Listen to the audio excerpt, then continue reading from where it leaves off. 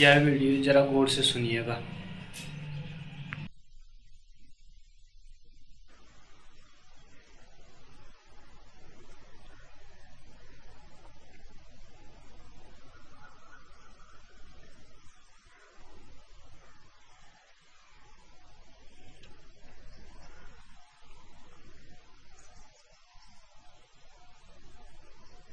पहला प्रश्न।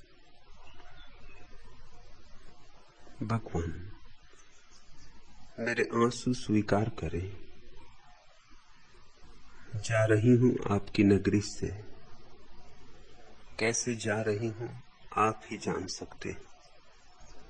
मेरे जीवन में दुख ही दुख था, कब और कैसे क्या हो गया जो मैं सोच भी नहीं सकती थी। अंदर बाहर खुशी के फव्वारे फूट रहे। आपने मेरी झोली अपनी खुशियों से भर दी, मगर हृदय में गहन उदासी है और जाने का सोचकर तो सांस रुकने लगती। आप हर पल मेरे रोम रोम में समाये हुए हैं। मुझे बल दें कि जब तक आपका बुलावा नहीं आता मैं आपसे दूर रह सकूं। प्रेम शक्ति।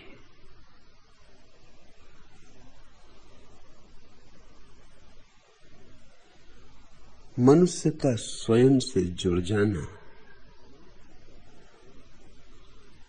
और बस सुख के फव्वारे फूटने शुरू हो जाते। मनुष्य का स्वयं से टूटे रहना और जीवन विषाद है, दुख है, नरक है। सुख बाहर से नहीं आता। मैंने तेरी झोली सुखों से नहीं भरती,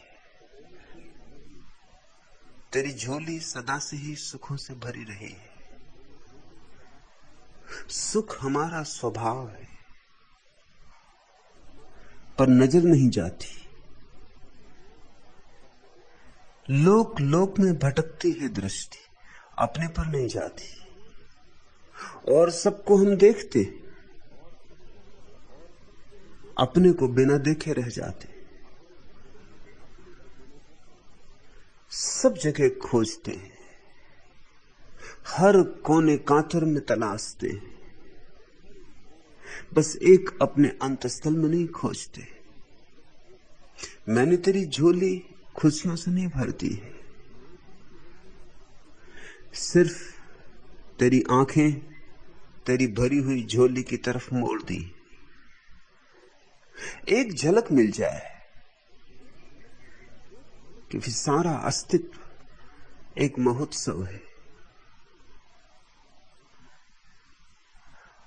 और बड़ी आश्चर्य की बात तो यह है कि प्रत्येक व्यक्ति का यह स्वरूप सिद्ध अधिकार है। तुम पैदा हुए हो आनंद के एक गीत होने को। तुम्हारी वीणा तैयार है कि छेड़ो और संगीत जन्मे, मगर वीणा पड़ी रह जाती, संगीत पैदा नहीं होता। भीतर आंख नहीं जाती, गीत बीज ही रह जाते, कभी फूल नहीं बन पाते। सारी पृथ्वी दुख में, जैसे दुख में तू थी प्रेम शक्ति, वैसे दुख में सारे लोग हैं।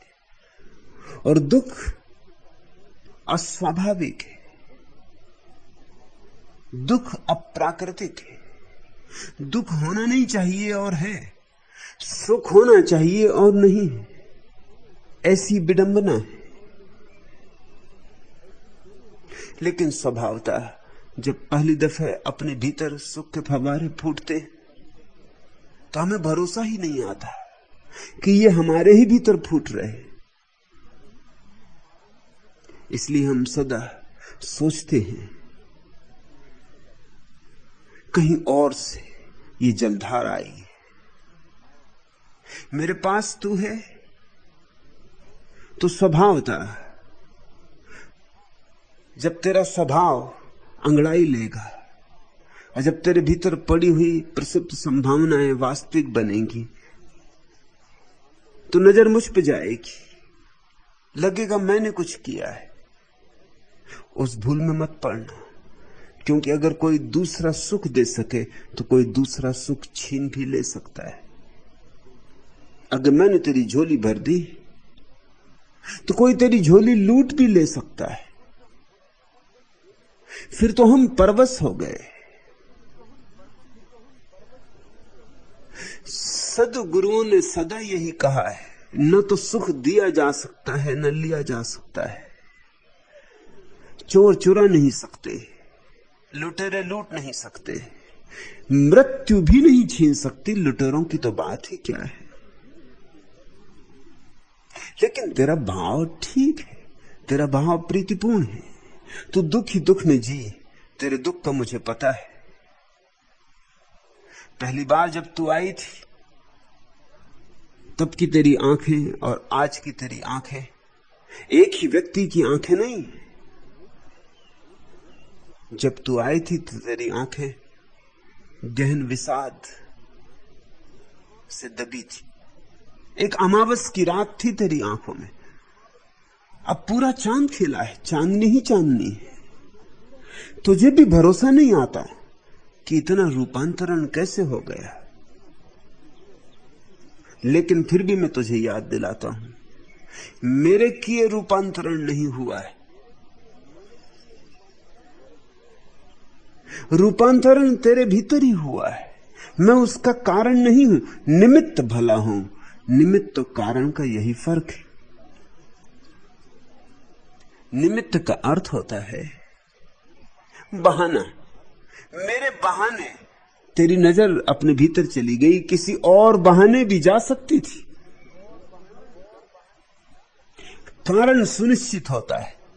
100 डिग्री तक पानी को गर्म करोगे तो ही भाप बनेगा, ये कारण है। किसी और तरह से भाप नहीं बन सकता। ये निमित्त नहीं है, ये कारण है। लेकिन सुबह उगते सूरज को देखकर भी भीतर सूरज उग सकता है। झील में खिले कमल को खुलते देखकर तेरे भीतर का कमल भी खुल सकता है।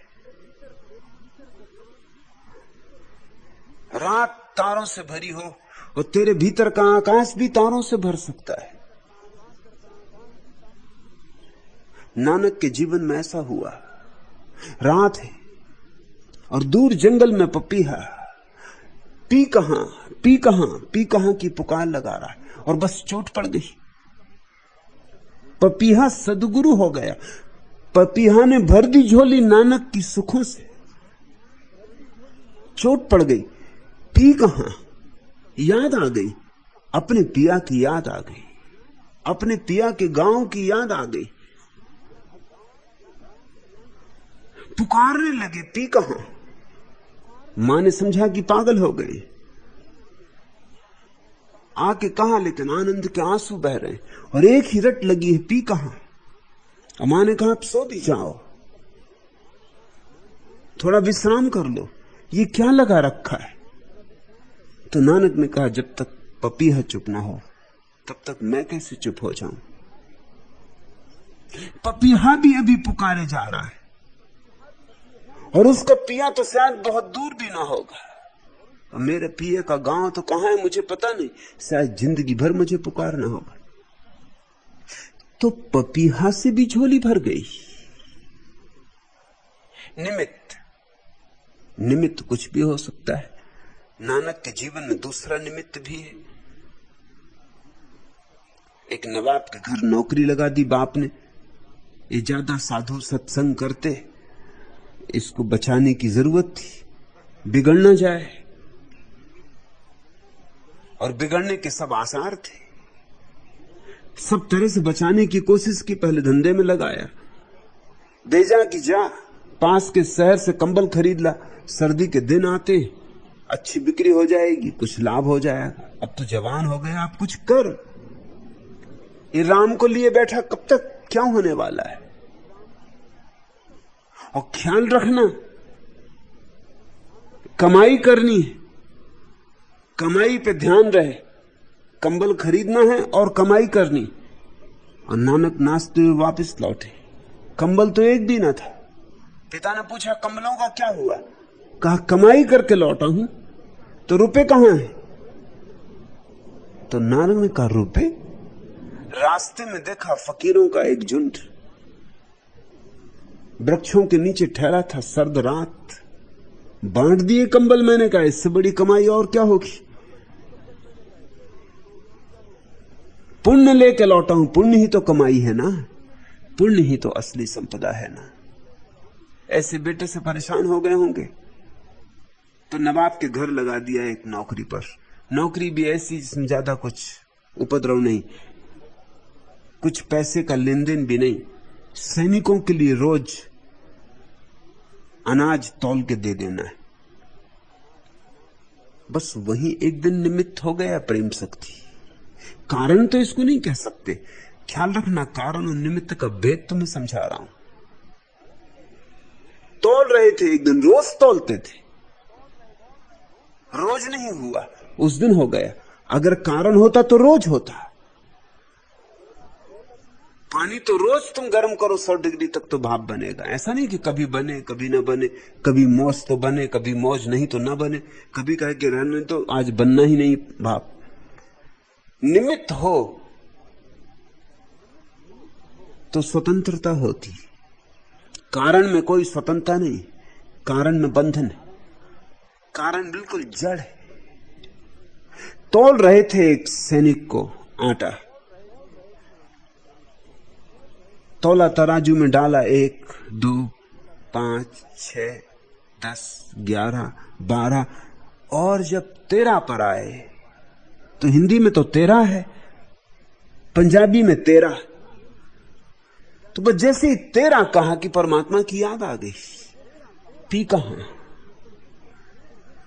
फिर भूल ही गए, फिर धुन बन गई। इसको कहते भजन, इसको कहते भजन। धुन बन गई। 13 तौलते गए, 14 आए ही ना, तौलते ही जाएं, 13। सैनिक भी थोड़ा चौंका और लोग भी खड़े थे, वो भी चौंके। उन्होंने नवाब को खबर दी कि वो आदमी पागल हो गया। वो तौले जा रहा है, न मालूम सबको दिए जा रहा और कह रहा 13। नवाब ने पूछा कि क्या हुआ, लेकिन देखा नवाब कोई देख के भी लगा कि इस आदमी को पागल कहना ठीक नहीं, और अगर ये पागलपन है तो शुभ है। आंखों से आंसुओं की धार बह रही है, आनंद मग्न नानक। और नवाब से भी कहने लगे कि आज घट गई घड़ी जिसकी प्रतीक्षा थी, आज उसकी याद आ गई। तौलते तौलते ये निमित्त है, रोज तौलते थे नहीं हुआ। आज कोई भाव दशा ऐसी तरंग में थी कि हो गया। प्रेम शक्ति तो भी सुन रही है, यहां और भी लोग सुन रहे हैं। बहुतों की झोली भर गई, बहुतों की नहीं भरी, और मैं तो एक सा ही उंडेल रहा हूं। ये निमित्त है, कारण नहीं। अगर कारण हो तो जो यहां आए उसकी झोली भर जानी चाहिए, जो यहां आए आनंद मग्न हो जाना चाहिए। जरूरी नहीं है। कुछ तो खिन्न होकर लौटते हैं, कोई नाराज होकर लौटते हैं, कोई दुश्मन होकर लौटते हैं। तेरी झोली फूलों से भर गई, कमलों से भर गई, मैंने नहीं भरी, सिर्फ निमित्त हूं। पी कहां कि मैंने आवाज दी और तूने सुन ली। 13 की संख्या आई और तेरे भीतर सोई हुई कोई स्मृति जग गई जन्मों जन्मों की।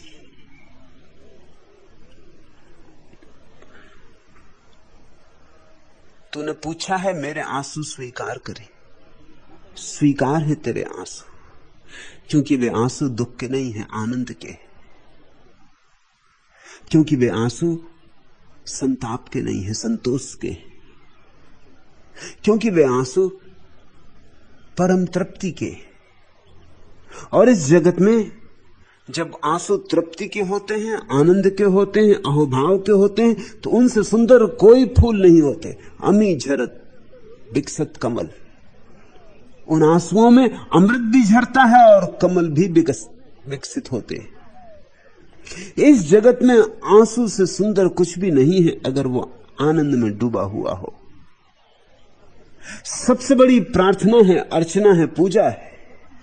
सब पूजा के थाल दो कौड़ी के, जिसके थाल में आंसू है आनंद के, उसकी अर्चना पहुंचेगी।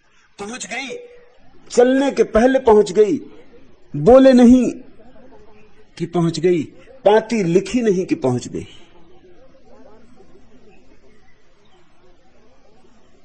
तू कह रही जा रही हूं आपकी नगरी से, अब जाना नहीं हो सकता, क्योंकि मेरी नगरी कोई स्थान में आबद्ध नहीं है। मेरी नगरी तो प्रेम नगरी का ही दूसरा नाम है। प्रेम का कोई संबंध स्थान से नहीं है, काल से नहीं है। तू जहां रहेगी मेरी नगरी में रहेगी।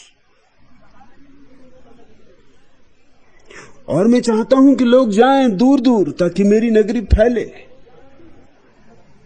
ले जाओ प्रेम का ये रंग उंडेलो, ले जाओ आनंद की ये गुलाल उड़ाओ।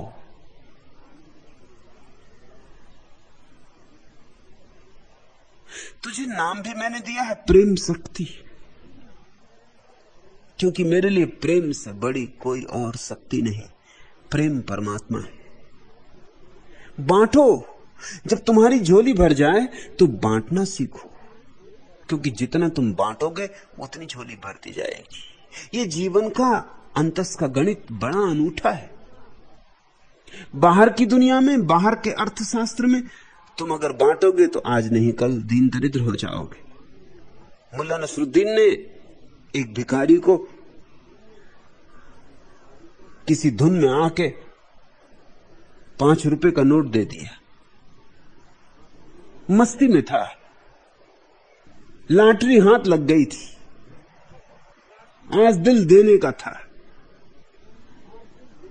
भिखमंगे को भी भरोसा नहीं आया, उसने भी उलट पुलट के नोट देखा कि असली है कि नकली। फिर मुल्ला नसरुद्दीन की तरफ देखा, नसरुद्दीन ने भी उसे गौर से देखा। आदमी भला मालूम पड़ता है, चेहरे से सुशिक्षित भी मालूम पड़ता है, संस्कारी मालूम पड़ता है, कुलीन मालूम पड़ता है। कपड़े भी यद्यपि फटे हैं, पुराने हैं, मगर कभी कीमती रहे होंगे। पूछा, ये तेरी हालत कैसे हुई? वह भिखमंगा हंसने लगा। उसने कहा, यही हालत आपकी हो जाएगी। ऐसे ही मैं बांटता था। बाप तो बहुत छोड़ गए थे, मगर मैंने लुटा दिया। आप भी अब ज्यादा दिन फिक्र ना करो, और जब ये हालत हो जाए तो मेरे झोपड़े में आ जाना, वहां जगह काफी है। ऐसे ही बांटते रहे तो ज्यादा देर नहीं है, ये हालत आ जाएगी आपकी भी। बाहर की दुनिया में अगर बांटोगे तो घटता है, भीतर की दुनिया में नियम उल्टा है। रोकोगे तो घटता है, बांटोगे तो बढ़ता है। अध्यात्म का अर्थशास्त्र और है, गणित और है। तुम्हारे भीतर प्रेम उठे तो द्वार दरवाजे बंद करके उसे भीतर छिपा मत लेना, अन्यथा सड़ जाएगा, अन्यथा जहरीला हो जाएगा, विषाक्त हो जाएगा। झरने बहते रहे तो स्वच्छ रहते, ताजे रहते। प्रेम उठे बांटना, और बांटते समय शर्तें मत लगाना, क्योंकि शर्तें बांटने में बाधा बनती। आनंद उठे लुटाना, दोनों हाथ उलीचिए। फिर ये भी फिक्र मत देखना कि कौन पात्र है कौन अपात्र है। ये तो कंजूस देखते हैं पात्र और अपात्र। मेरे पास लोग लोग आ जाते हो, पूछते ना आप पात्र देखते ना अपात्र, आप किसी को भी सन्यास दे देते। मैं कहता हूं मैं लुटा रहा हूं। पात्र अपात्र मैं कोई कंजूस? इसको देंगे उसको देंगे, इसको नहीं देंगे। ये आदमी ऐसा सुबह 5 बजे उठता है कि नहीं तो देंगे, ब्रह्म मुहूर्त में उठता है तो देंगे। क्या बकवास लगा रखी। 7 बजे उठेगा तो सन्यासी नहीं हो सकता। दिन भर भी सोया रहे तो भी सन्यासी हो सकता है। निशाचर हो तो भी चलेगा। क्योंकि सन्यास का क्या संबंध कब सो के उठे कब नहीं उठे। सन्यास का तो कुछ आंतरिक भावदशा से संबंध है, जो जागे में भी जागा रहे। दरिया ने कहा ना, जागे में जो जागे, सोए में तो जागेगा ही, जागे में जो जागे। जागता ही रहे 24 घंटे, जिसके भीतर जागरण का सिलसिला हो जाए। फिर कब उठता है कब नहीं उठता क्या फर्क पड़ता है। उसके लिए सभी मुहूर्त ब्रह्म मुहूर्त है, क्योंकि ब्रह्म से जुड़ा है और कोई मुहूर्त हो ही नहीं सकते। तो मैं पात्र पात्र नहीं देखता, पात्र अपात्र कंजूस देखते। आनंद जब फलता है कौन पात्र पात्र देखता है। बादल जब घिरते हैं तो पापियों के घर पर भी उतने ही बरसते हैं जितने पुण्य आत्माओं के घर पर। और फूल जब खिलते हैं तो एक एक नासापुट की परीक्षा नहीं करते कि पापी का है कि पुण्य आत्मा का, किसके नासापुट तक सुगंध को भेजें और किसके नासापुट तक जाती जाती सुगंध को वापस लौटा ले। और जब दिया जलता है तो रोशनी सबको मिलती है बेशर्त। तेरी झोली भरी प्रेम शक्ति बांटना, लुटाना, बेशर्त बांटना, और चकित होकर तू पाएगी, अवाक तू रह जाएगी कि जितना बांटा जाता है उतना बढ़ता है। इधर तुम बांटो, उधर भीतर के अनंत स्रोत बहने शुरू हो जाते। कुएं और हौज का यही फर्क है। हौज में से कुछ निकालोगे तो हौज खाली हो जाती, कुएं में से कुछ निकालोगे तो कुआं नया हो जाता, खाली नहीं, नई जलधार बह रही। पांडित्य हौज जैसा है, प्रज्ञा कुएं जैसी है। तेरे भीतर प्रज्ञा का जन्म हो रहा है, बोध का जन्म हो रहा है, ध्यान की पहली हवाएं आने लगी, वसंत के पहले पहले फूल खिल गए। सूचक हैं, बड़े सूचक हैं। बांटो, जितना बांट सको उतना कम है। और मेरी नगरी से जाने का कोई उपाय नहीं। मेरी नगरी तो हृदय की नगरी है। प्रेम शक्ति तो उसमें सम्मिलित हो गई, उसका अंग हो गई, भाग हो गई, उसमें लीन हो गई। अब टूटने का कोई उपाय नहीं है, टूटना असंभव है। प्रेम कभी टूटता है, जो टूट जाए जानना कि प्रेम ही ना था, कुछ और रहा होगा, तुमने प्रेम समझ लिया होगा, वह भ्रांति थी। प्रेम कभी टूटता नहीं। और प्रेम जब आनंद से जुड़ जाता है तब तो कोई टूटने की संभावना ही नहीं। तू कहती है आपकी नगरी से जा रही हूं, कैसे जा रही हूं आप ही जान सकते। यह सच है, दूर जाना रोज रोज सन्यासियों को कठिन होता जाता है, रोज रोज कठिन होता जाता है। इसलिए जल्दी व्यवस्था कर रहा हूं कि जो यहां सदा ही रह जाना चाहे वो सदा ही यहां रह जाए।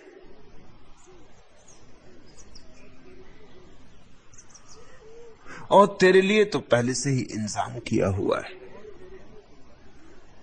जैसे ही नया कम्यून बनेगा, जो लोग सबसे पहले प्रवेश करेंगे उनमें तू भी होने वाली, तू चुन ली गई है।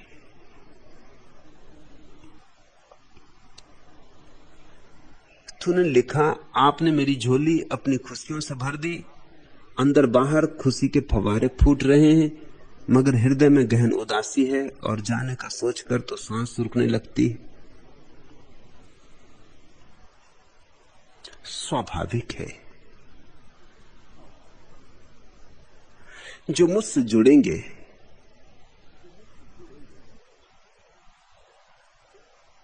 उनकी सांसें मेरी सांसों से जुड़ गई। मुझसे दूर होना पीड़ादायी होगा।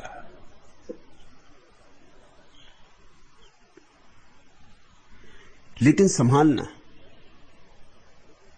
इस पीड़ा में डूबना नहीं, इस पीड़ा को चुनौती समझना, इस पीड़ा को भी विकास का एक आधार बनाना, एक सीढ़ी बनाना। मेरे जीवन का दर्द न गाएगा, चाहे जितना भी मन घबराएगा। मुझको कुछ ध्यान तुम्हारा भी तो है। वैसे तो घायल दिल कुछ गाता ही, दुनिया को अपना दर्द सुनाता ही, पर फूट न पाएंगे अब स्वर मेरे। मर्यादा ने सी दिए अधर मेरे, अधरों पर कोई गीत न आएगा जो तुम्हें दूर से पास बुलाएगा। संयम का मुझे सहारा भी तो है। मुझको दीवाना किया बहारों ने, एहसान किया है मुझ पर तारों ने, जिसकी मुझको हर बात सुहाती है। चांदनी गीत मुझ पर बरसाती है। तुम कहां चांद के पास न जाऊंगा, अंधियारे में चुप हो सो जाऊंगा। मुझ पर एहसान तुम्हारा भी तो है। चांदनी सभी को पास बुलाती है, मैं ही क्या सारी दुनिया गाती है। कुछ तो गीतों से मन बहलाते हैं, कुछ घाव समय से खुद भर जाते हैं। बेहोशी है चंदन की छाहों में, है मौन अगर फूलों के गांवों में। जीने के लिए इशारा भी तो है, जो फूलों और भ्रमरों पर छाई है। कांटों ने वह तकदीर बनाई है, पर फूल जिसे भी पास बुलाते हैं, कांटे खुद उनकी राह बनाते हैं। कैसे न सभी अवरोधों पर छाऊं, क्या करूं तुम्हारे द्वार न जो आऊं। तुमने फिर मुझे पुकारा भी तो है। पुकार तुझे दे दी गई है, पुकार तूने सुन भी ली है। आना जल्दी ही हो जाएगा, जल्दी ही एक बुद्ध क्षेत्र निर्मित होने की तैयारी में लगा है, जहां चाहता हूं कम से कम 5 से लेकर 10,000 सन्यासियों का आवास हो। 10,000 लोग आनंद मग्न हो। एक इतनी बड़ी ऊर्जा को पैदा कर सकेंगे जो सारे पृथ्वी की हवा को बदल दे। अगर एक अणु विस्फोट हिरोशिमा जैसे बड़े नगर को 5 क्षणों में विनष्ट कर सकता है, 1 लाख लोगों को राख कर सकता है, तो 10,000 आत्माओं का आनंद विस्फोट इस सारी पृथ्वी पर एक नए युग का सूत्रपात हो सकता है। एक नए मनुष्य को जन्म देना है। तुम सब बड़भागी हो, क्योंकि उस नए मनुष्य को जन्म देने में तुम्हारा हाथ होगा, तुम्हारे हाथ की छाप होगी। कठिनाइयां तो आएंगी, प्रेम शक्ति मेरी तरफ से निमंत्रण तो मिल गया है। आना भी तुझे है, आना भी पड़ेगा, आना ही होगा। आए बिना कोई उपाय नहीं है। लेकिन अड़चनें भी होंगी, बाधाएं भी पड़ेंगी। परिवार है, समाज है, संबंधी हैं, सब तरह की बाधाएं होंगी। उन सब बाधाओं को भी बहुत आनंद से स्वीकार करना। वे भी तुम्हारे अंतर विकास में सहयोगी। छिप छिपकर चलती पगडंडी धन खेतों की छांव में, अनगाए कुछ गीत गूंजते हैं किरणों के हास में। अकुलाई सी एक बुलाहट पुरवा की हर सांस में, सूनापन है उसे छेड़ता छू आंचल के छोर को। जल खाते भी बुला रहे हैं बादल वाली नाव में। अंग अंग में लचक उठी जो तरुणाई की भोर में, नभ के सपनों की छाया को आंज नयन की कोर में। राह बनाती अपनी कुछ कांटों में, शंख सिवार में कांदों खींच पड़े रह जाते लिपट लिपट कर पांव में। पातर पार धुआरी बोहे कीजों चढ़ी कमान है, मार रहा यह कौन अहेरी सधे किरण के बाण है। रोम रोम जो चुभे तीर टूटी सीमा मरजात की, सुदबुद खो चल पड़ी अचीने अपने पी के गांव में। रुंझुन बिछिया झिंगुरबाली किंकिन ज्यों बकपात है, स्वयं बरा बन चली बावरी क्या दिन है क्या रात है। पहरू से कुछ पीली कलंगी वाले पेड़ बबूल के, बरज रहे रिपावन धरना भोरी कहीं कुठाओं में। अपना ही आंगन क्या कम जो चली पर आए गांव में। बहुत बबूलों जैसे लोग, बबूल के वृक्षों जैसे कांटों भरे लोग रुकावट डालेंगे, बाधा डालेंगे। अज्ञात यात्रा पर निकलते यात्री को सभी भयभीत डरे हुए लोग रोकना चाहते। उनके भी रोकने के पीछे कारण है।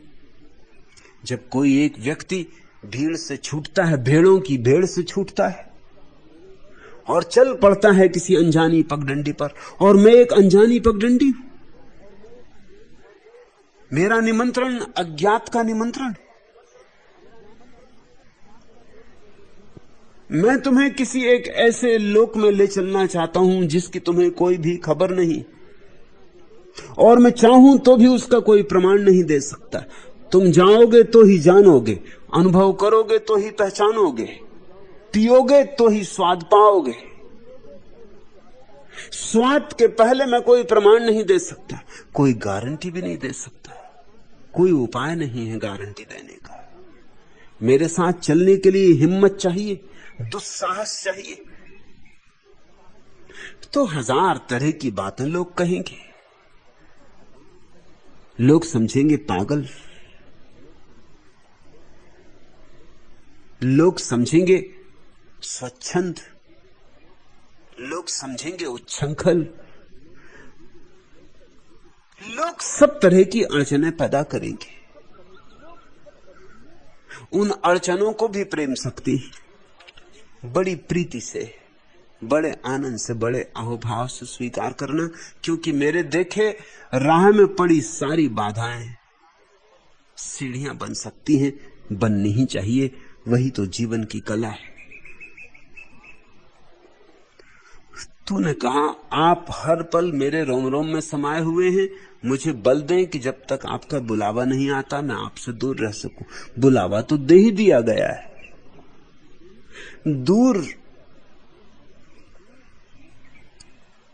रहने की अब कोई जरूरत भी नहीं है।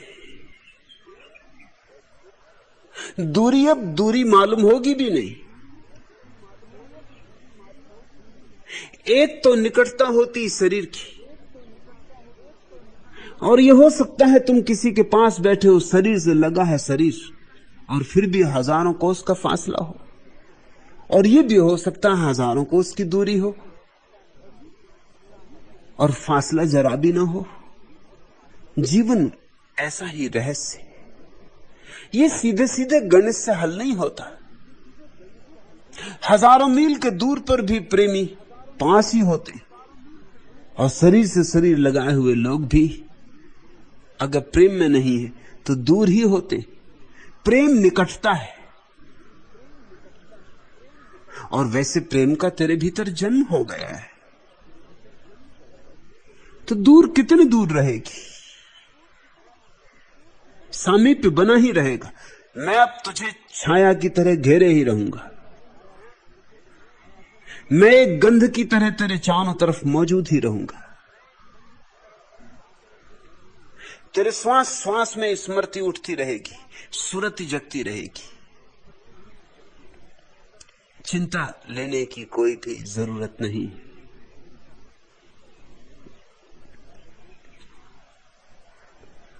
और ज्यादा देर भी नहीं। सारी बाधाओं के बावजूद भी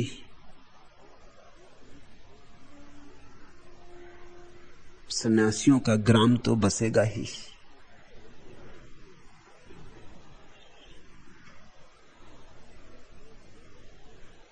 जल्दी ही बसेगा,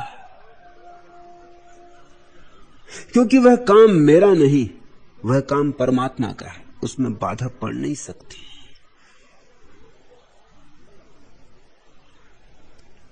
और जितनी बाधाएं पड़ेंगी उतना ही लाभ होगा। शायद जितनी देर हो रही है वह भी जरूरी है, और तुम पक जाओ और तुम परिपक्व हो जाओ। लेकिन जिस घड़ी तुम राजी हो उसी घड़ी नया ग्राम बस जाएगा, और कोई बाधा रुकावट नहीं डाल सकती। और ऐसा विराट प्रयोग पृथ्वी पर पहले कभी हुआ नहीं कि 10,000 सन्यासियों ने एक जगह रहकर एक प्रेम में आबद्ध होकर संयुक्त प्रार्थना का, ध्यान का स्वर उठाया हो। उसकी जरूरत हो गई है अब। ये पृथ्वी अत्यंत डमाडोल है, यहां घृणा की शक्तियां तो बहुत प्रबल है और प्रेम की शक्ति बहुत क्षीण हो गई। यहां प्रेम को प्रज्वलित करना है, यहां प्रेम की बुझती बुझती लौ को उकसाना है, संभालना है, मसाल बनानी। और 10,000 लोग अगर सब भांति समर्पित होकर अलग अलग ना रहकर एक विराट ऊर्जा का स्तंभ बन जाएं, तो इस पृथ्वी को बचाया जा सकता है। इस पृथ्वी पर नए मनुष्य का सूत्रपात हो सकता है, होना ही चाहिए। मनुष्य बहुत दिन तक अंधेरे में जी लिया, अब रोशनी को लाने का कोई महत आयोजन आवश्यक है। प्रेम शक्ति तेरे लिए निमंत्रण है, बुलावा है, तुझे उस महत आयोजन में सम्मिलित होना है। थोड़ी बहुत देर लगे तो उसे भी आनंद से गीत गा के प्रेम से गुजार लेना, उसे भी स्वागत करके गुजार लेना। विषाद की भाषा ही मेरे सन्यासी छोड़ दे, आनंद की भाषा बोलो, आनंद की भाषा जियो। विषाद से सारे संबंध तोड़ लो। इस जगत में विषाद योग कुछ भी नहीं है, क्योंकि परमात्मा सब जगह मौजूद है, कण कण में भरा है, कण कण में बह रहा है। होना ही इतना बड़ा आनंद है कि किसी और आनंद की आवश्यकता नहीं। श्वास लेना ही इतना बड़ा आनंद है, किस और आनंद की आकांक्षा करो, अभीप्सा करो।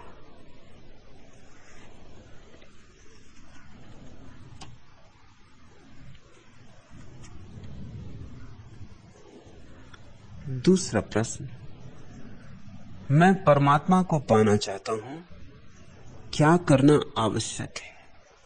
सच्चिदानंद, पहली बात, परमात्मा को पाने की चेष्टा भी अहंकार का हिस्सा है।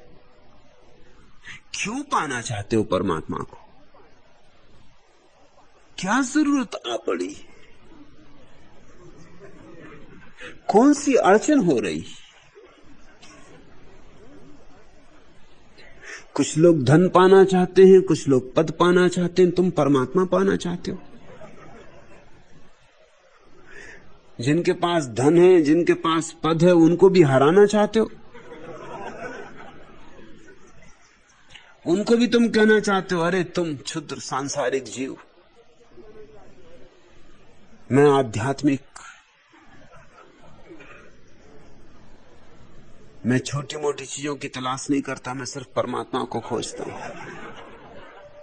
अहंकार के रास्ते बड़े सूक्ष्म हैं। एक बात ख्याल में रखना, जहां चाह है वहां अहंकार है। परमात्मा को चाहा नहीं जाता, परमात्मा को पाया जरूर जाता है, लेकिन परमात्मा को चाहा नहीं जाता। और परमात्मा को पाने की शर्त यही है कि चाह नहीं होनी चाहिए, कोई चाह नहीं होनी चाहिए, न धन की, न पद की, न परमात्मा की। चाह मात्र नहीं होनी चाहिए। जहां सब चाहें गिर जाती, वहां जो शेष रह जाता है वही परमात्मा है। परमात्मा की चाह में और धन की चाह में कुछ भी भेद नहीं, जरा भी भेद नहीं। चाह तो चाह है, चाह का स्वभाव तो एक है। तुमने चाह किस चीज पे लगाई? किसी ने आ पे लगाई, किसी ने बा पे लगाई, किसी ने सा पे लगाई, इससे क्या फर्क पड़ेगा? चाह के विषय से चाह के स्वभाव में अंतर नहीं पड़ता।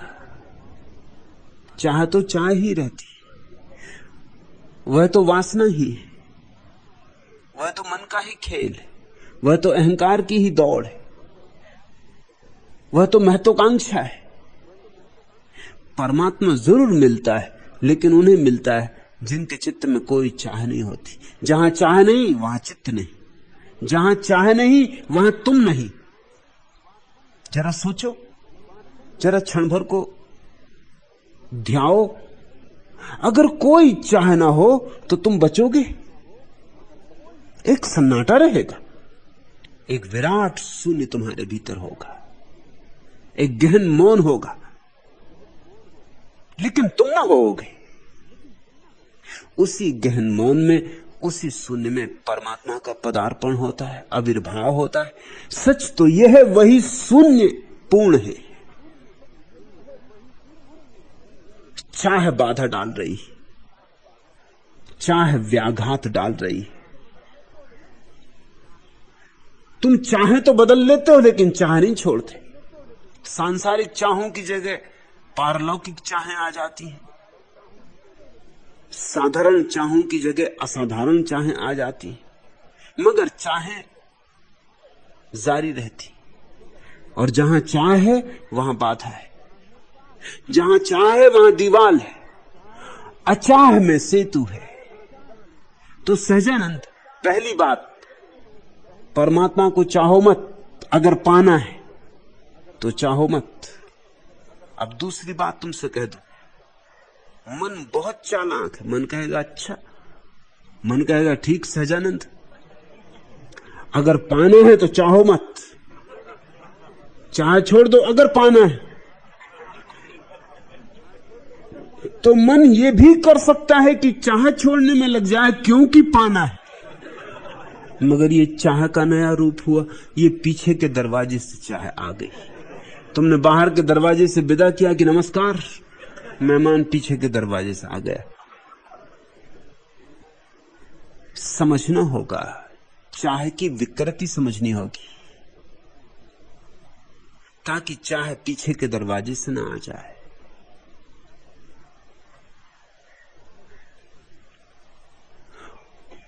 चाह जब पीछे के दरवाजे से आती है तो और भी खतरनाक हो जाती, क्योंकि अब की बार वो मुखौटे ओढ़ के आती।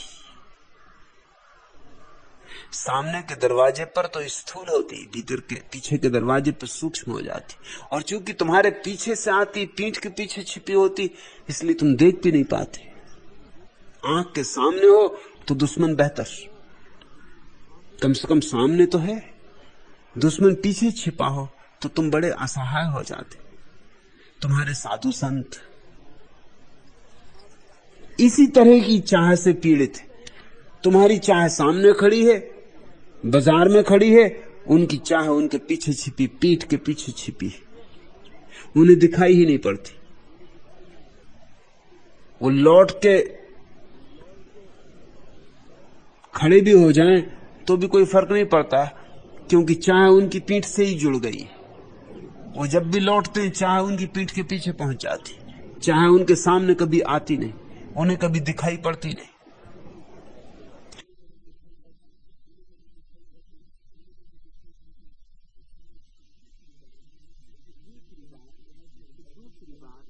तो दूसरी बात, कहीं चाह को ऐसे मत बचा लेना कि मैंने कहा कि अगर पाना है तो चाह छोड़नी होगी। मैं ये नहीं कह रहा हूं। पाना घटता है जब चाह नहीं होती। छोड़ने को नहीं कह रहा हूं, छोड़ोगे तो तुम तभी जब तुम्हें कोई और बड़ी चाह मिलने को हो, नहीं तो तुम छोड़ोगे कैसे? एक कांटे को निकालना हो तो दूसरे कांटे से निकालते, और यही हालत चाह की। एक चाह निकालनी दूसरी चाह से निकालते। और ध्यान रखना, कमजोर कांटे को निकालना हो तो भी जरा मजबूत कांटा चाहिए। तो पहली चाह को निकालना हो तो और मजबूत चाह चाहिए जो उसे निकाल बाहर कर दे। मगर दूसरी चाह में फंस गए। चाह को समझना है, न निकालना है न त्यागना है, सिर्फ समझना है। चाह का स्वभाव समझना है कि चाह का स्वभाव क्या है, चाह करती क्या है। चाह कुछ काम करती। पहली बात, तुम्हें कभी वर्तमान में नहीं जीने देती, हमेशा भविष्य में रखती। कल, चाह का अस्तित्व कल में है और कल कभी आता नहीं, इसलिए चाह कभी पूरी होती नहीं। तुम आज हो, चाह कल है, इसलिए चाह तुम्हें अपने साथ ही एक नहीं होने देती, तोड़ के रखती, तुम्हें खंडों में बांट देती। सत्य अभी है, यही है, और चाह तुम्हें कल में अटकाए रखती।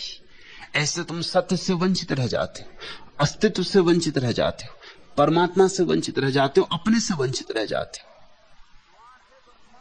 द्वार है वर्तमान में और चाह टटोलती भविष्य में, वहां सिर्फ दीवार है और दीवार है। चाह को समझो। चाह का अर्थ क्या है? चाह का अर्थ यह है कि तुम जैसे हो उससे संतुष्ट नहीं हो। तुम परमात्मा को क्यों चाहते हो? क्योंकि पत्नी से संतुष्ट नहीं हो, पति से संतुष्ट नहीं हो, बेटे से संतुष्ट नहीं हो, भाई से संतुष्ट नहीं हो, संसार से असंतुष्ट हो, इसलिए परमात्मा को चाहते हो। तुम्हारे परमात्मा की चाह के पीछे सिर्फ तुम्हारा असंतोष छिपा है और वहीं भूल हो गई। परमात्मा उन्हें मिलता है जो संतुष्ट है। परमात्मा उन्हें मिलता है जिनके जीवन में गहन परितोष है, जो ऐसे परितुष्ट हैं कि परमात्मा न मिले तो भी चलेगा, जो इतने परितुष्ट हैं कि परमात्मा न मिले तो कोई अड़चन नहीं, उनको परमात्मा मिलता है। परमात्मा का नियम करीब करीब वैसा है जैसा बैंक का नियम होता। अगर तुम्हारे पास रुपए हैं, बैंक रुपए देने को राजी होता। अगर तुम्हारे पास रुपए नहीं है, बैंक मुंह फोड़ लेता है कि रास्ता लगो, कहीं और जाओ। जिसकी साख है बाजार में, उसको बैंक रुपए देता है, उसको जरूरत नहीं है रुपए की, इसलिए रुपए देते हैं। ये बड़े अजीब नियम है, मगर यही नियम। जिसको रुपए की कोई जरूरत नहीं है, बैंक उनके पीछे घूमता है।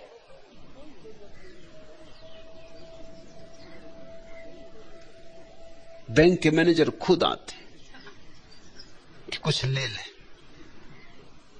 कि कुछ हमारी सेवा ले ले, और जिसको जरूरत है वो बैंकों के चक्कर लगाता है, उसे कोई देता नहीं। परमात्मा का नियम भी कुछ ऐसा ही है। तुम अगर संतुष्ट हो, परमात्मा कहता है ले ही लो मुझे, आ जाने दो मुझे भीतर। तुम्हारे संतोष में अपना घर बनाना चाहता है। संतोष में ही तुम मंदिर होते हो, और मंदिर का देवता द्वार पे दस्तक देता है कि आ जाने दो, अब तुम राजी हो गए, अब तुम मंदिर हो, अब मैं आ जाऊं और विराजमान हो जाऊं। सिंहासन बन चुका, अब खाली रखने की कोई जरूरत नहीं। लेकिन तुम हो असंतोष की लपटों से भरे हुए।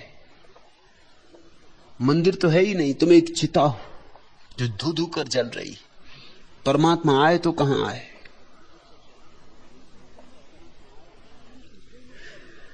तुम कहते हो मैं परमात्मा को पाना चाहता हूं। क्यों पाना चाहते हो? जरा कारणों में खोजो। अजीब अजीब कारण है। किसी की पत्नी मर गई, वो परमात्मा की तलाश में लग गए।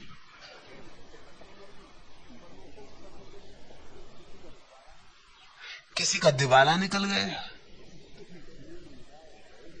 मुंड मुड़ाए भय सन्यासी। अब दिवाली निकल गया तो अब करना भी क्या है दुकान पर रह के, अब सन्यासी होने की मजा ले लो। लोग जरा कारण तो देखें कि किस लिए परमात्मा को खोजने निकलते हो। तुमने देखा जब तुम दुख में होते हो तब परमात्मा की याद करते हो, जब तुम सुख में होते हो तब बिल्कुल भूल जाते हो। और मैं तुमसे यह कहना चाहता हूं कि सुख में पुकारो तो आए, दुख में पुकारो तो नहीं आएगा, क्योंकि दुख की पुकार ही झूठी। दुख की पुकार सांत्वना के लिए, सहारे के लिए। दुख की पुकार में तुम परमात्मा का शोषण कर लेना चाहते हो, उसका उपयोग कर लेना चाहते हो, उसकी सेवा लेना चाहते हो। जब तुम सुख से भरो तब पुकारो। मैं अपने सन्यासियों को कहना चाहता हूं, जब तुम आनंदित हो तब प्रार्थना करो। दुख को क्या उसके द्वार पर ले जाना, द्वार दरवाजे बंद करके दुख को रो लेना, क्या परमात्मा के चरणों में चढ़ाना।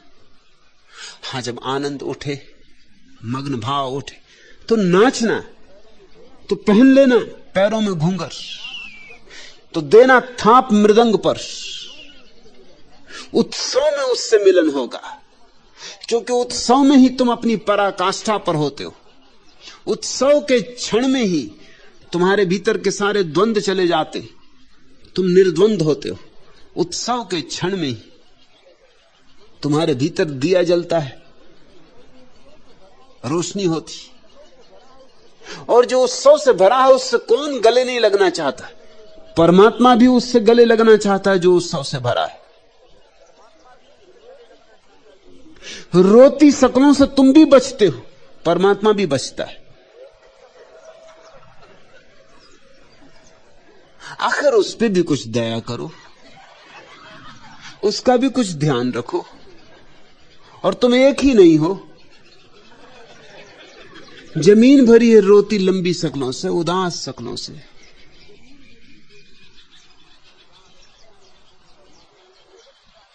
परमात्मा इनसे बचता है। मैं तुमसे कह देना चाहता हूं, ये जहां पहुंच जाते हैं परमात्मा वहां से भाग निकलता है।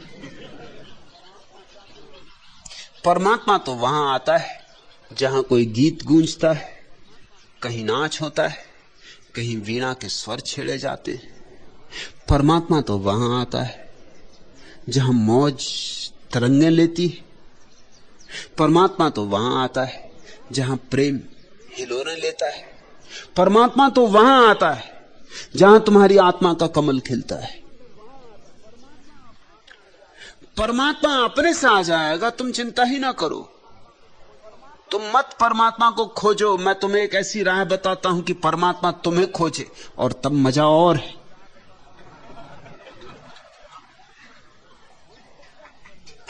खोज सकता है परमात्मा तुम्हें। तुम शांत हो, आनंदित हो, प्रफुल्लित हो, मस्त हो, खोजना ही पड़ेगा उसे।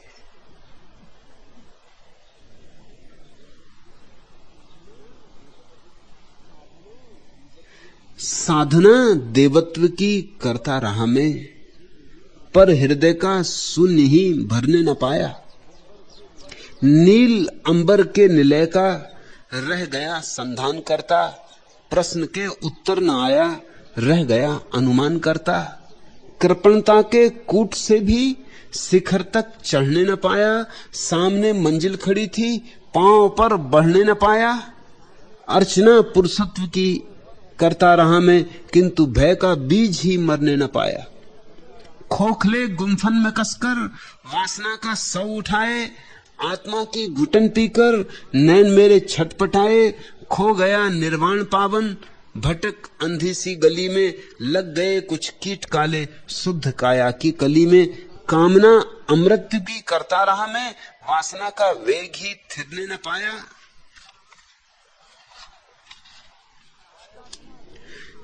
चाहता था विश्व सारा फूल मुझ पर ही चढ़ाए, मानकर प्रतिमान मुझको प्रेम का चंदन लगाए। किंतु मन दुर्भावनाओं में फंसा अस्तित्व कहकर, मूढ़ता मेरी स्वयं ही छल गई व्यक्तित्व बनकर। वांछना अखिलत्व की करता रहा मैं, किंतु सबसे प्यार करना ही ना आया। छोड़ो परमात्मा की फिक्र, खोजोगे भी कहां उसे? उसका पता ठिकाना भी तो नहीं है, उसके रंग रूप का भी तो कोई निर्णय नहीं है। मिल भी जाए अचानक तो पहचानोगे कैसे? कोई तस्वीर नहीं है उसकी, कोई आकृति नहीं, आकार नहीं उसका, कोई नाम धाम नहीं उसका। कहां जाओगे, कैसे तलाशोगे, किससे पूछोगे? है तो सभी जगह है, तो फिर खोजने की कोई जरूरत नहीं, और नहीं है तो कहीं भी नहीं है, तो फिर भी खोजने की कोई जरूरत नहीं। खोजने का कोई सवाल ही नहीं। खोज छोड़ो। खोज में दौड़ है, दौड़ में तनाव है, खोज में मन है, मन में अहंकार है। खोज छोड़ो। ध्यान का इतना ही अर्थ है कि घड़ी दो घड़ी रोज सब खोज छोड़ के चुपचाप बैठ जाओ, कुछ भी ना करो, कुछ भी ना करो, मस्त बैठे हो, अलमस्त। डोलो। कोई गीत उठाए, सहज गुनगुनाओ। बांसुरी बजानी आती हो, बांसुरी बजाओ, कि अलगोजे पे तान छेड़ दो। कुछ भी ना आता हो, एड़ा तेड़ा नाच सकते हो, नाचो। बैठ तो सकते ही हो। 1 घंटा अगर 24 घंटे में तुम सब खोज, सब चाह छोड़कर बैठ जाओ, जैसे न कुछ करने को है न कुछ करने योग्य है, तो ऐसे बैठते बैठते बैठते तुम्हारे मन में एक दिन एक ऐसा सन्नाटा आ जाएगा जिससे तुम अपरिचित हो। वह सन्नाटा परमात्मा के आगमन की खबर है, उसके पीछे ही परमात्मा चला आ रहा है। गहन शांति होगी, शून्य होगा, और उसी के पीछे पूर्ण भर आएगा। सहजानंद पूछते हो क्या करना आवश्यक है? कुछ भी करना आवश्यक नहीं, क्योंकि परमात्मा है ही। बनाना नहीं है, निर्माण नहीं करना है, उघाड़ना भी नहीं है, उघड़ा ही है, नग्न खड़ा है। सिर्फ तुम्हारी आंखें बंद है। और आंखें बंद कैसे हैं? चाह के कारण बंद है, वासना के कारण बंद है, कामना के कारण बंद है। यह मिल जाए, वह मिल जाए, इस सब विचार की परतों पर परतें तुम्हारी आंखों को अंधा किए। नहीं कुछ चाहिए, जो है पर्याप्त है। ऐसे भाव में डुबकी मारो, जो है जरूरत से ज्यादा है, ऐसे परितोष को संभालो। जो है उसके लिए धन्यवाद दो, जो नहीं है उसकी मांग ना करो।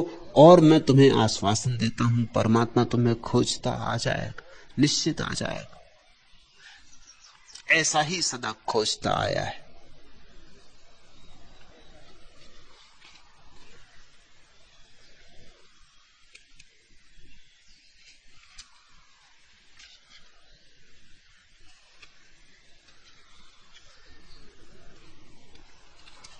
तीसरा प्रश्न। भगवान, आपके प्रवचन में सुना कि एक जैन मुनि आपकी शैली में बोलने की कोशिश करते हैं तोते की भांति, पर यह मुनि ही नहीं, बहुत से महानुभावों को यही करते देख रहे हैं। चुपके चुपके वे आपकी किताबें पढ़ते हैं, फिर बाहर घोर विरोध भी करते। और बुरा तो बहुत तब लगता है जब आपके विचारों को अपना कहकर बताते हैं, छपवाते हैं, फिर इतराते। ऐसे तथाकथित प्रतिभाशालियों के पाखंड को सहा नहीं जाता, तो क्या करें? माधवी भारती, यह स्वाभाविक है, इससे चिंतित होने की कोई भी आवश्यकता नहीं। इस तरह परोक्ष रूप से वे मुझे स्वीकार कर रहे हैं।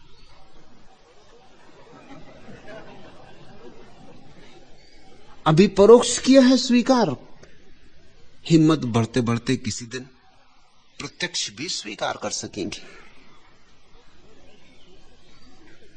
और ऐसे धोखा कितने दिन तक दे सकते हैं?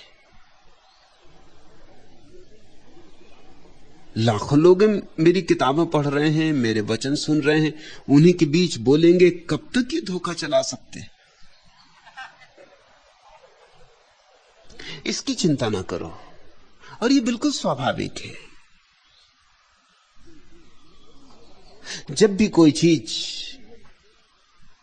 लगती है कि लोगों को आकर्षित कर रही, तो उसकी नकलें पैदा होनी स्वाभाविक है। असली सिक्के हैं इसलिए नकली सिक्के होते हैं। असली सिक्के ना हो तो नकली सिक्के भी मिट जाएं। और जरूरी है कि वे मेरा विरोध करें, क्योंकि अगर वे विरोध ना करें और फिर मेरी बातों को दोहराएं, तब तो बिल्कुल पकड़े जाएं। तो पहले विरोध करते हैं ताकि एक बात तो साफ हो गई कि वो मेरे विरोधी, ताकि कोई शक भी ना कर सके कि वो जो कह रहे हैं वो घूम फिर के मेरी ही बातें कह रहे हैं। मैंने जिन मुनि की बात की, मुनि नथमल, मैं तो उनका नाम रखता हूं मुनि थोथुमल। बिल्कुल थोथे,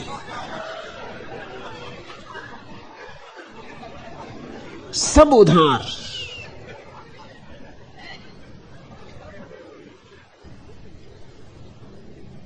लेकिन दोहराने में कुशल है।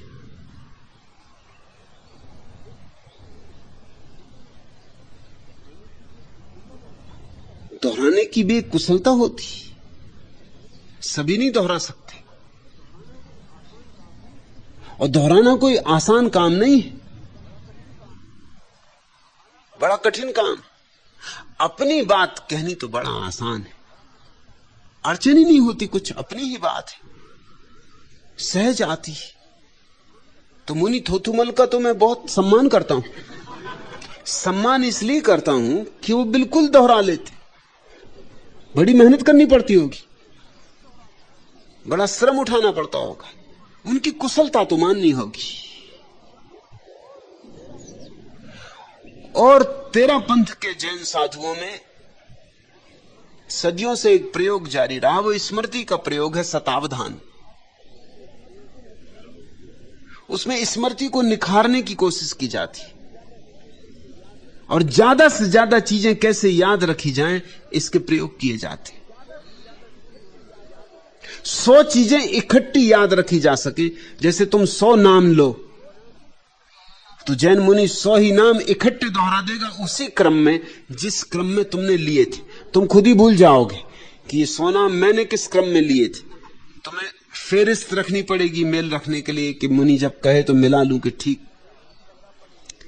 लेकिन तेरा पंथ में ये प्रक्रिया जारी रही है। स्मृति का एक प्रयोग है, यादाश्त को निखारने की एक अभ्यास व्यवस्था है।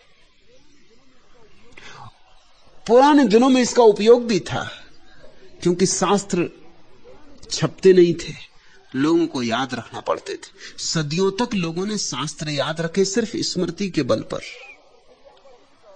तो उसी पुरानी प्रक्रिया को अभी भी दोहराए चले जा रहे हैं। अब कोई जरूरत नहीं, मगर उसका उपयोग और तरह से भी हो सकता है।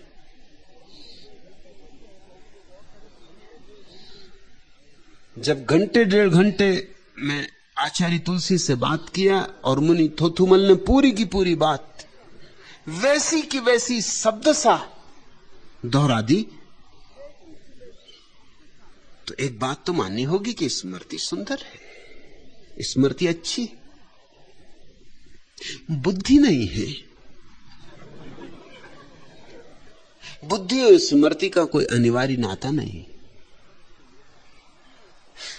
सच तो यह है, अगर तुम्हें अपनी ही बात कहनी तो स्मृति की कोई जरूरत ही नहीं रहती। तुम कभी भी कह सकते हो तुम्हारी ही बात है। जब तुम्हें सत्य ही कहना है तो स्मृति की कोई जरूरत नहीं रहती। झूठ बोलने वाले आदमी को स्मृति को निखारना पड़ता है, क्योंकि उसे याद रखना पड़ता है कि झूठ बोला हूं, किससे बोला हूं, क्या बोला हूं, कहीं उसके विपरीत कुछ ना बोल जाऊं, उससे भिन्न कुछ ना बोल जाऊं। उसे सब तरह की चिंता रखनी पड़ती। जो दूसरों की बातें दोहराते हैं उन पर दया करो, उनके श्रम पर दया करो, उनकी मेहनत बड़ी है। माधवी, नाराज होने की कोई जरूरत नहीं।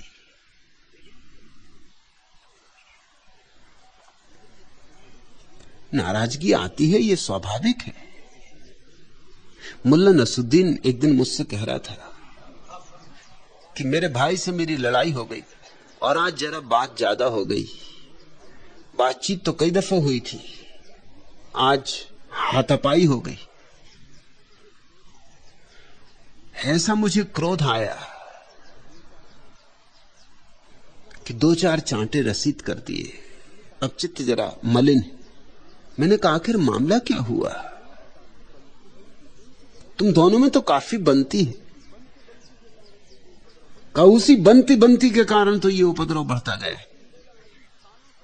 मुल्ला नसरुद्दीन बोला, अजी सालों से वो मेरे कपड़े पहन रहा था, जुड़वा भाई है, मेरे जूते काम में ला रहा था, मैं कुछ नहीं बोला। यहां तक कि मेरी प्रेसी भी उसने मुझसे छीन ली, फिर भी मैं कुछ नहीं बोला। बैंक से मेरे नाम से पैसे निकाल लाता है, फिर भी मैं बर्दाश्त करता रहा। मेरे नाम से लोगों से पैसे उधार ले लेता जो मुझे चुकाने पड़ते। लेकिन बर्दाश्त की भी एक हद होती। कल वह मेरे दांत लगाकर मेरी ही खिल्ली उड़ाने लगा।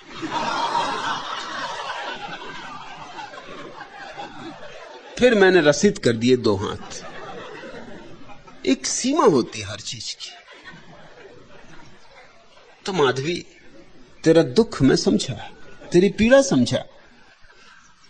ऐसा पाखंड मेरे सन्यासियों को अखरता है, क्योंकि मेरे सन्यासी जानते हैं मैं क्या कह रहा हूं, और जब वो सुनते हैं उन्हीं बातों को किन्हीं से दोहराया जाता है।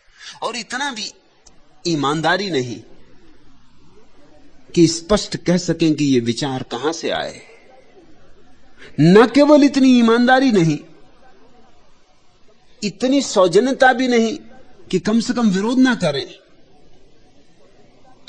लेकिन विरोध के पीछे भी तर्क है। विरोध करने से पक्का हो जाता है कि ये विचार कम से कम मेरे तो नहीं हो सकते, जिसका विरोध कर रहे हैं उसके तो नहीं हो सकते। बर्ट्रैंड रसल ने लिखा है कि अगर कहीं किसी की जेब कट जाए और जो आदमी बहुत जोर से चोरी के खिलाफ बोले, वो कहे मारो पकड़ो, किसने जेब काटा, उसको पकड़ लेना, जहां तक संभावना उसी ने काटा है, उसको एकदम पकड़ लेना। ये ठीक बात है।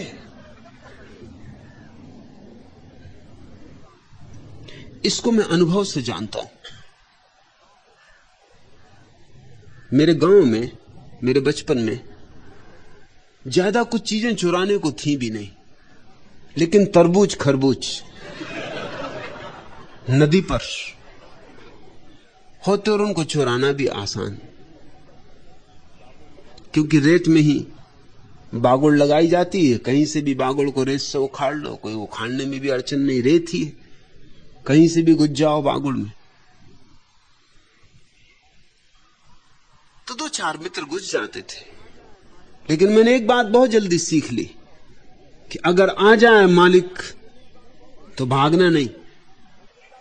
बाकी तो भागते थे, मैं चिल्लाता था पकड़ो। मैं कभी नहीं पकड़ा गया,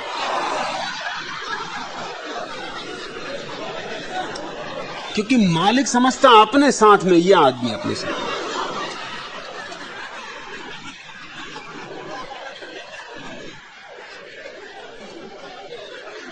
स्वभावता, जब मैं भाग ही नहीं रहा हूं तो बात जाहिर है कि मैंने चोरी नहीं की। मेरे विरोध में वो बोलते हैं, वो सिर्फ भूमिका है, ताकि फिर वो मेरी बातों को दोहराएं तो तुम्हें कल्पना में भी ये बात ना उठ सके कि चोरी की गई है।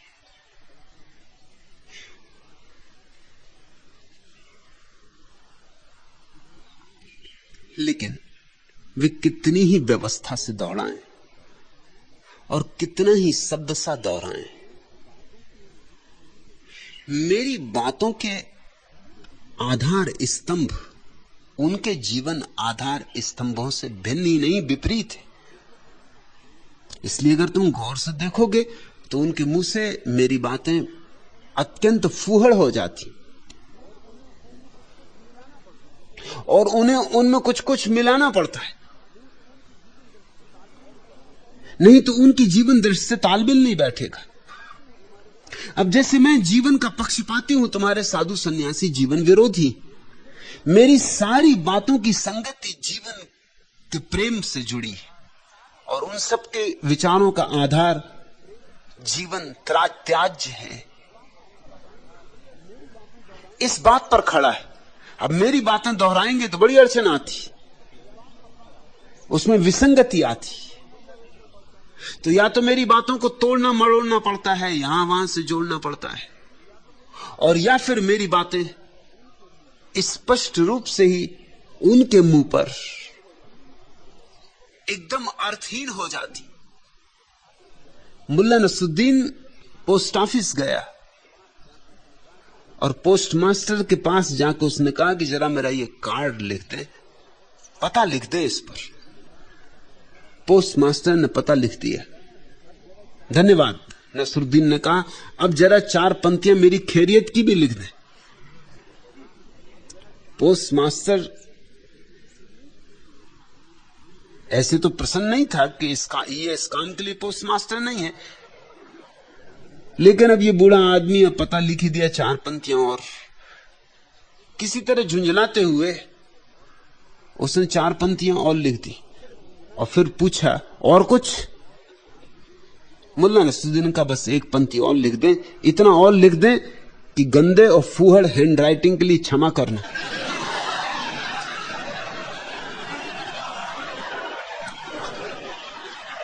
ऐसी ही हालत हो जाती।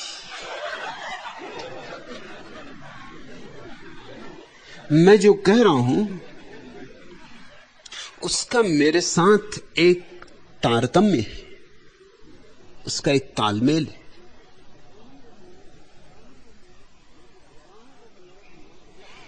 मैं जो कह रहा हूं वो मेरे वीणा के तार हैं।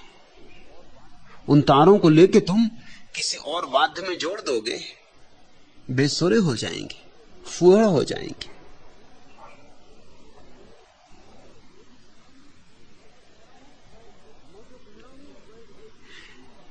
मैं जो कह रहा हूं वह एक पूरी जीवन दृष्टि है, एक पूरा जीवन दर्शन है।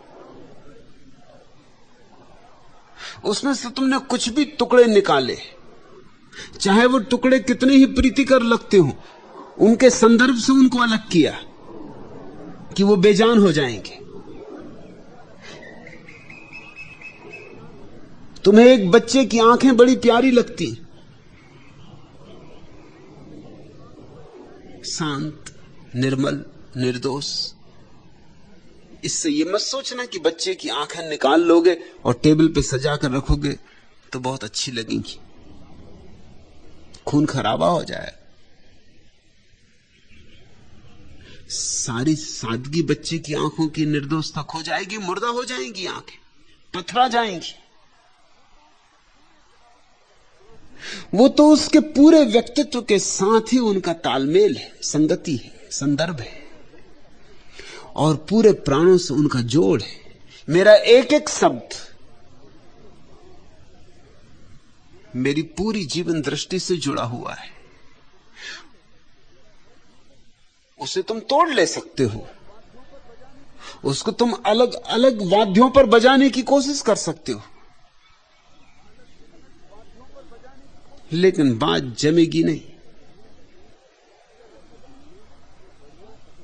मुल्ला नसरुद्दीन ने बढ़िया सा कपड़ा खरीदा और सूट सिलवाने के लिए एक दर्जी के पास गया। दर्जी ने कपड़ा लेकर मापा और कुछ सोचते हुए कहा, कपड़ा कम है, इसका एक सूट नहीं बन सकता। वह दूसरे दर्जी के पास चला गया। उसने माप लेने के बाद कहा, आप 10 दिन बाद आइए और सूट ले जाइए। निश्चित समय पर मुल्ला नसरुद्दीन दर्जी के पास गया। सूट तैयार था। अभी सिलाई के पैसे चुका ही रहा था कि दुकान में दर्जी का 5 वर्षीय लड़का प्रविष्ट हुआ। उस बच्चे ने बिल्कुल उसी कपड़े का सूट पहन रखा था जिसका मुल्ला नसरुद्दीन ने सूट बनवाया था। मुल्ला चौंका। उसने कहा, मामला क्या है? तुमने कपड़ा चुराया। थोड़ी सी बहस के बाद दर्जी ने स्वीकार कर लिया। अब मुल्ला नसरुद्दीन पहले दर्जी के पास गया और फुंकारते हुए बोला, तुम तो कहते थे कपड़ा कम है, पर तुम्हारे प्रतिद्वंदी दर्जी ने उसी कपड़े से न केवल मेरा बल्कि अपने लड़के का भी सूट बना लिया। दर्जी धीरज से सुनता रहा, फिर कुछ सोचते हुए बोला, लड़के की उम्र क्या है? 5 वर्ष। दर्जी चेक कर बोला, मैं भी कहूं कारण क्या है? श्रीमान, मेरे लड़के की उम्र 18 वर्ष।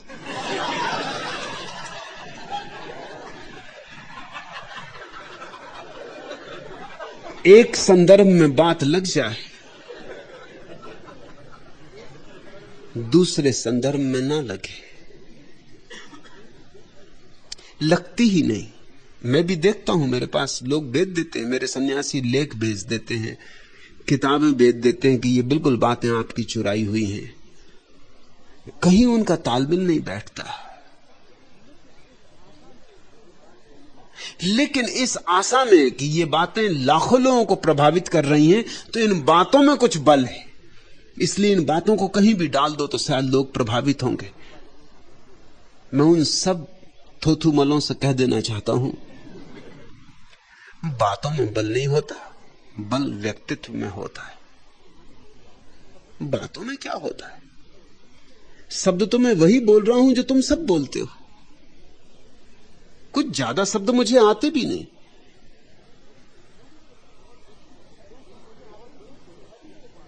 शब्दों की कोई बहुत बड़ी संख्या भी मेरे पास नहीं। मेरी शब्दावली बहुत छोटी। अगर तुम हिसाब लगाने बैठो तो 400-500 शब्दों से ज्यादा शब्द मैं उपयोग में नहीं लाता। लेकिन टर्न ओवर काफी है। असली सवाल टर्न ओवर।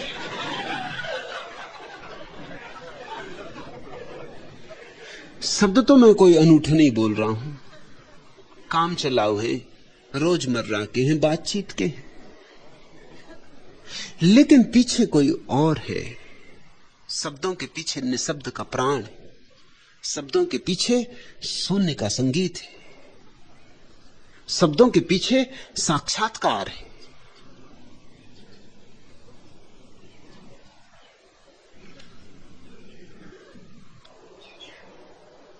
मुल्ला नसरुद्दीन एक दिन आया और अपने यात्रा के किस्सों को बढ़ा चढ़ा के लोगों को सुनाने लगा। और मुझे पता वो कहीं गया नहीं, मेरे सामने ही सुनाने लगा। कहने लगा, अमेरिका गया, इंग्लैंड भी गया, अफ्रीका भी गया, अफ्रीका के जंगली देश देखे, बर्फानी देशों में भी फंसा, ऐसा शिकार किया, वैसा किया। मैं चुपचाप सुनता रहा। मैंने उससे नहीं पूछा कि नसरुद्दीन, फिर तो आपको भूगोल की अच्छी खासी जानकारी हो गई होगी। उसने कहा, जी नहीं, मैं वहां गया ही नहीं।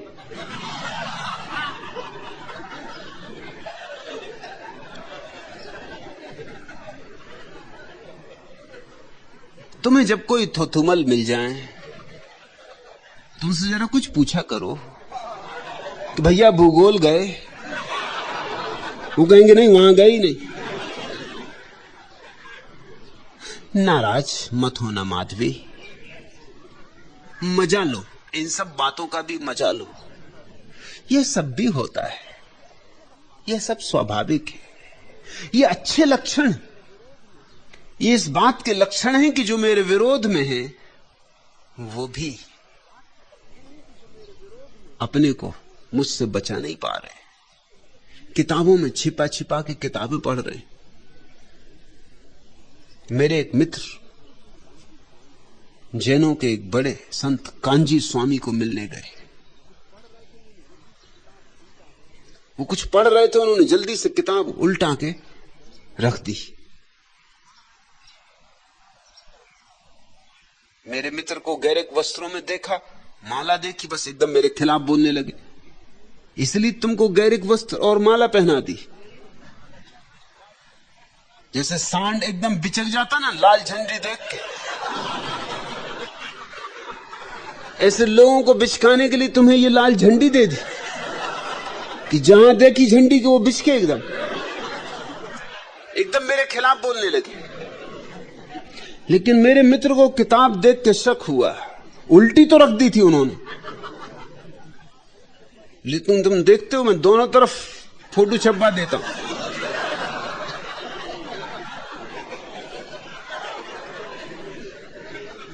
उल्टी भी रखोगे तो कैसे रखोगे?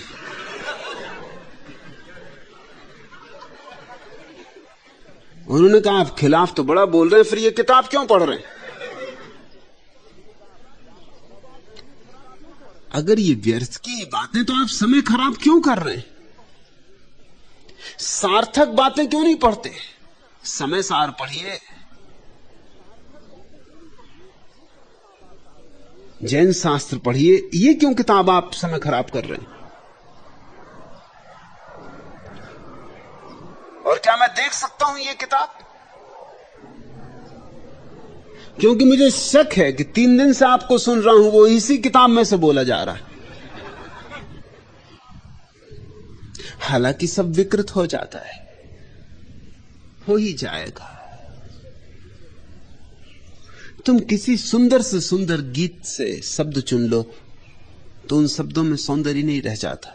सौंदर्य सदा संपूर्ण संदर्भ में रहता है। एक फूल तुम तोड़ लो वृक्ष से, तोड़ते ही मर जाता है। वृक्ष में जीवंत था, रसधार बहती थी, मगर ये चलेगा। इसको रोकने का एक ही उपाय है, मेरी किताबों को ज्यादा से ज्यादा लोगों तक पहुंचाओ। इसके रोकने का एक ही उपाय है, लोग मुझसे ज्यादा से ज्यादा परिचित हो जाएं।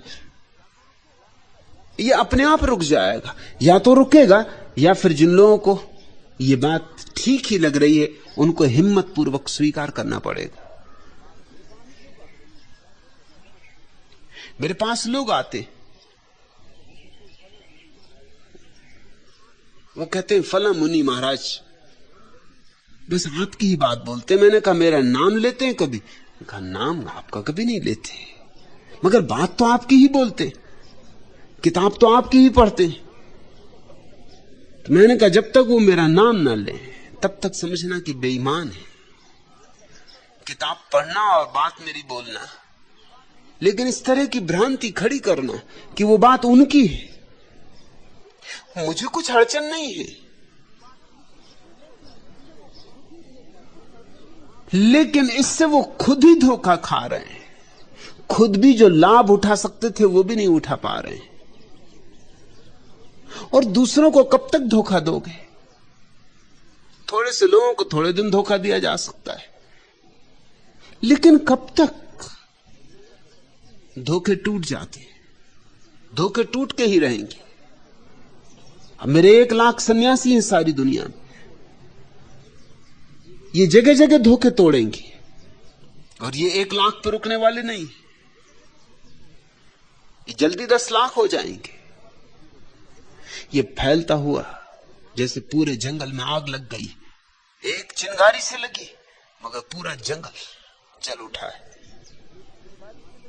कितनी देर तक ये धोखाधड़ी चलेगी? इसलिए माधवी इसकी चिंता में मत पड़ो, इतराने दो, बोलने दो, दोहराने दो। तोते हैं, इन पर नाराज होना नहीं चाहिए।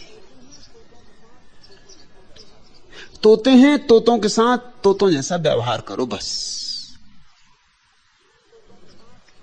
बुद्धि नाम मात्र को नहीं है।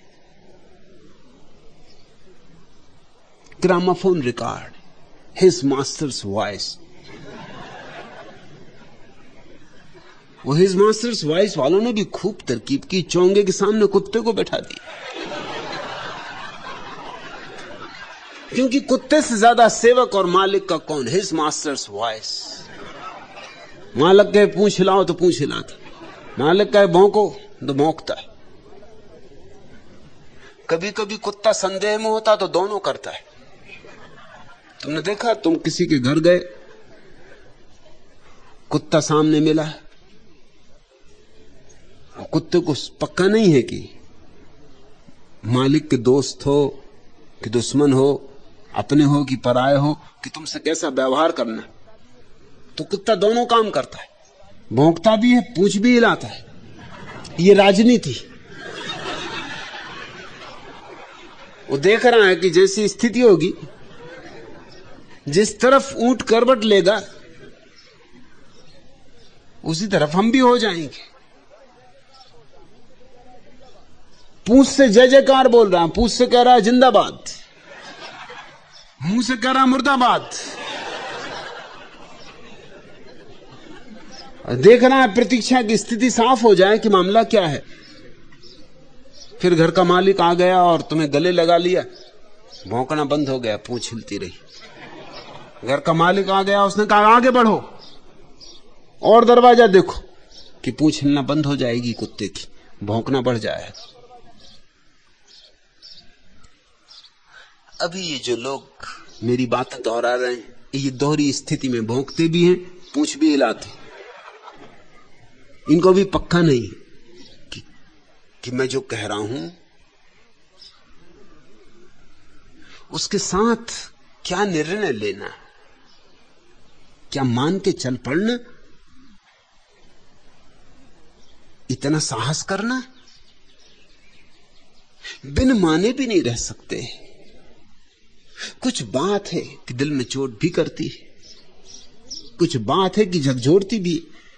कितने साधु सन्यासियों मुनियों के पत्र आते कि हम छोड़ने को राजी, हम इस जाल से छूटना चाहते, लेकिन क्या आपके आश्रम में जगह मिलेगी?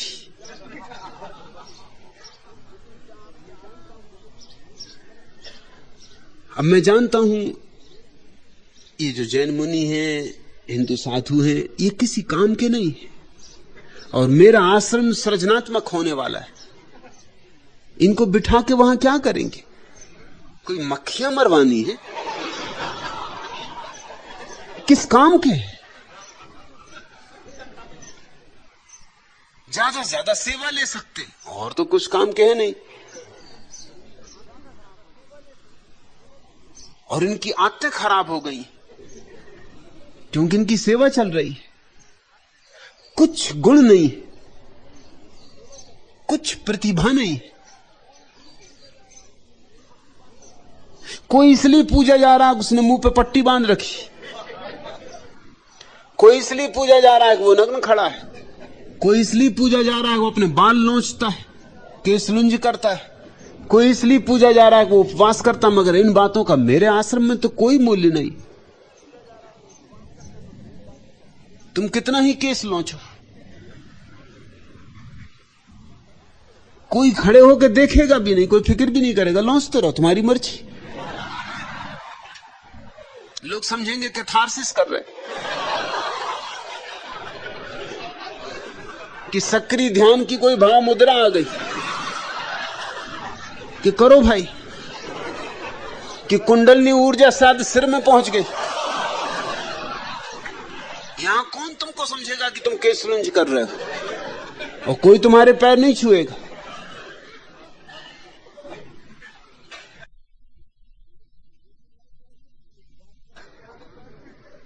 यहां तुम उपवास करोगे तो कोई तुम्हें सम्मान नहीं मिलेगा, क्योंकि भूखे मरने में कौन सा समाधान है? न तो ज्यादा खाने में कुछ है, न कम खाने में कुछ। सम्यक आहार जितना जरूरी है उतना सदा लेना उचित है। तुम यहां नंगे खड़े हो जाओगे कि धूप सहोगे कि सर्दी सहोगे, लोग समझेंगे थोड़े झक्की हो।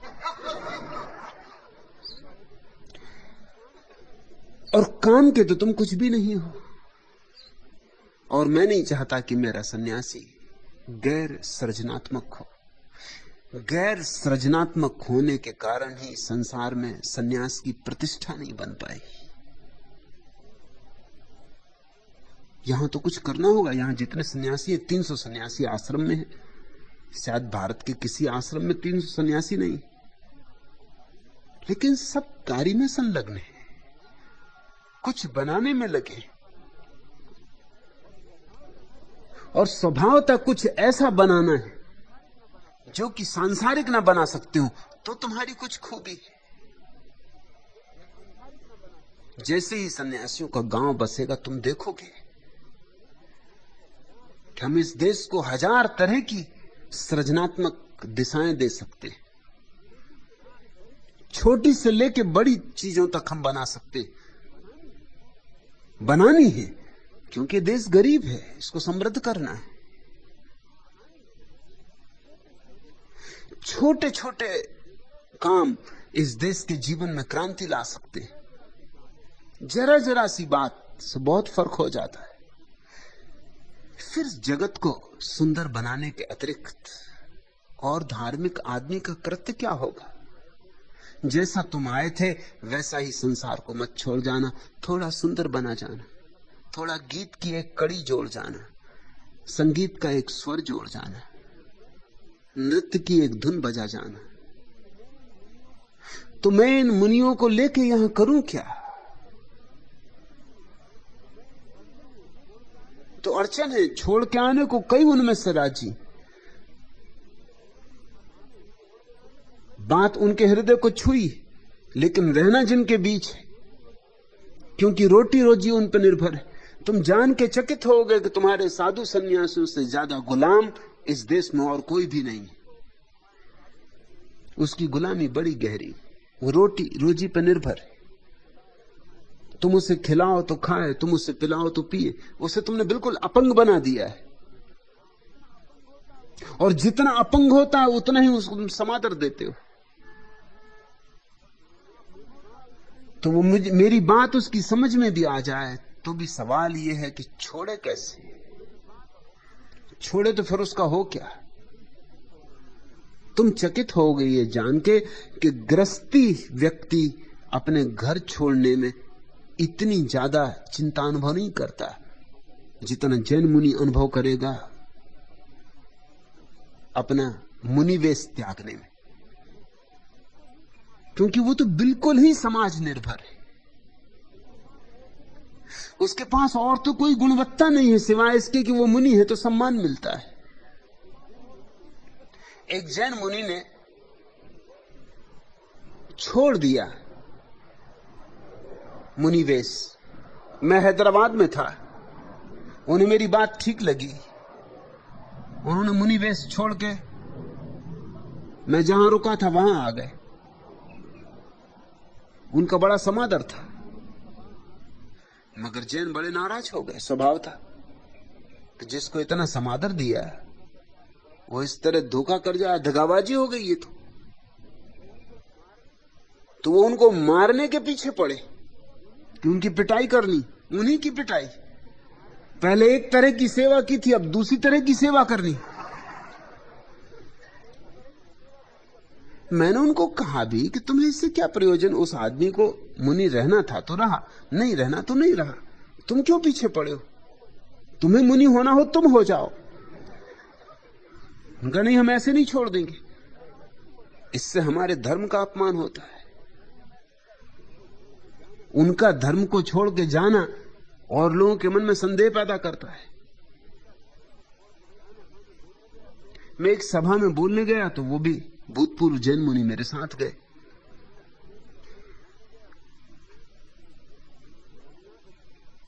पुरानी आदत मंच पे बैठने की, तो मेरे साथ मंच पे चले गए। बस जैन खड़े हो गए। उन्होंने कहा कि पहले इनको मंच से नीचे उतारा जाए, इनको हम मंच पे ना बैठने देंगे। मैंने कहा कि मुझे तुम बैठने दे रहे हो, मैं तुम्हारा कभी मुनि नहीं रहा, न कभी होने की आशा है। तो इस बेचारे ने क्या बिगाड़ा? ये कम से कम भूतपूर्व मुनि है, कुछ तो रहा है।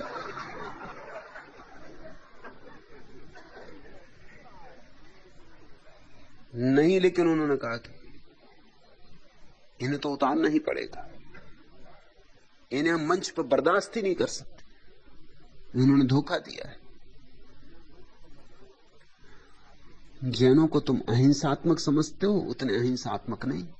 वो उनको खींचने लगे, किसी ने पैर पकड़ लिया, किसी ने हाथ पकड़ लिया।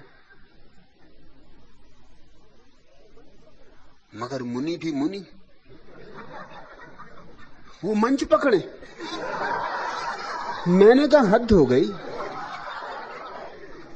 अब तुमने मुनि वेश छोड़ दिया, कम से कम मंच छोड़ दो। चलो इन विचारों का मन भर दो, इन्हीं के पास बैठ जाओ जाके। इनको काफी दिन कष्ट दिया मंच पे बैठ के, इनको नीचे बिठा रखा, अब इनको भी थोड़ा मजा ले लें, दो इन्हीं के बीच बैठ जाओ, क्या बिगड़ेगा। मगर वो मंच ना छोड़े, उनका भी सम्मान का सवाल, और उनका समाज उनके पैर न छोड़े। इस खींचतानी में मैंने कहा कि फिर मैं यहां से चला, फिर आप लोग निपटे। इसमें कोई अर्थ नहीं है, ये बिल्कुल पागलपन है। तुम भी पागल हो, तुम्हारा मुनि भी पागल है। वो चाहता पुराना ही सम्मान मिले, वो कैसे मिलेगा? जिस कारण से वो सम्मान देते थे वो कारण खत्म हो गया। और तुम में इतनी भलमनसाहत नहीं है कि बैठे रहने दो बेचारे को, क्या बिगाड़ रहा है? मंच बड़ा है, बैठा एक कोने में बैठा रहने दो। तुम भी बर्दाश्त नहीं कर सकते। जैन मुनि या हिंदू सन्यासी यहां आ जाते हैं, कभी कहते हैं आने का तो मन होता है, मगर फिर हिंदू। मैं अमृतसर गया, एक हिंदू सन्यासी और सारे लोगों के साथ मेरे स्वागत को आ गए। मेरी किताबें पढ़ी, मेरे प्रेम में थे। राष्ट्रीय स्वयंसेवक संघ के लोगों ने मेरे विरोध में स्टेशन पे एक हंगामा खड़ा किया था। कोई 200 स्वयंसेवक काले झंडे लेके इकट्ठे हुए थे।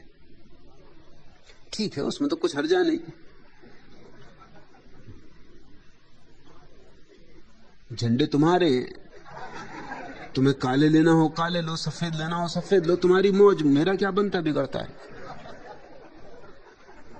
वो चिल्लाते रहे, शोरगुल मचाते रहे, लेकिन हिंदू सन्यासी को पकड़ लिया उन्होंने कि तुम क्यों स्वागत के लिए आए। हिंदू सन्यासी होकर हिंदुत्व का अपमान। जब दूसरे दिन वो सन्यासी मुझे आया तो पट्टी इत्यादि बंधी। मैंने कहा तुम्हें क्या हुआ? उन्होंने कहा यह आपको स्वागत करने जाने का फल। मैंने कहा पर उन्होंने मुझे नहीं चोट पहुंचाई, तुम्हें क्यों चोट पहुंचाई? वो उन्होंने कहा कि चोट इसलिए पहुंचाई कि मैं हिंदू सन्यासी, हिंदू होकर,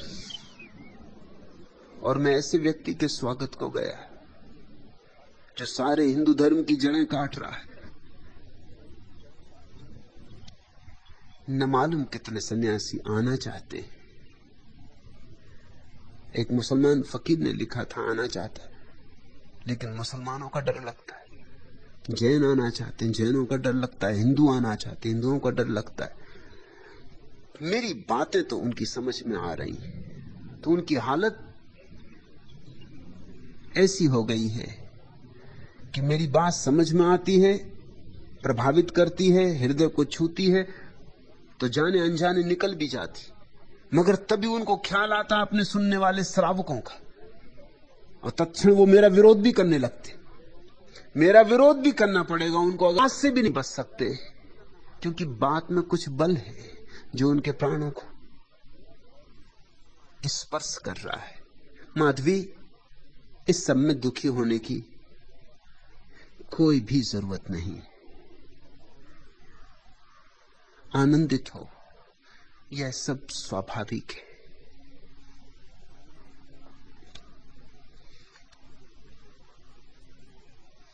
आखिरी प्रश्न, भगवान आपको सुनते सुनते आंसू क्यों बहने लगते हैं? विजय सत्यार्थी। आनंद हो तो आंसू ना बहें तो और क्या। तुम्हारा हृदय मेरे हृदय से मेल खाए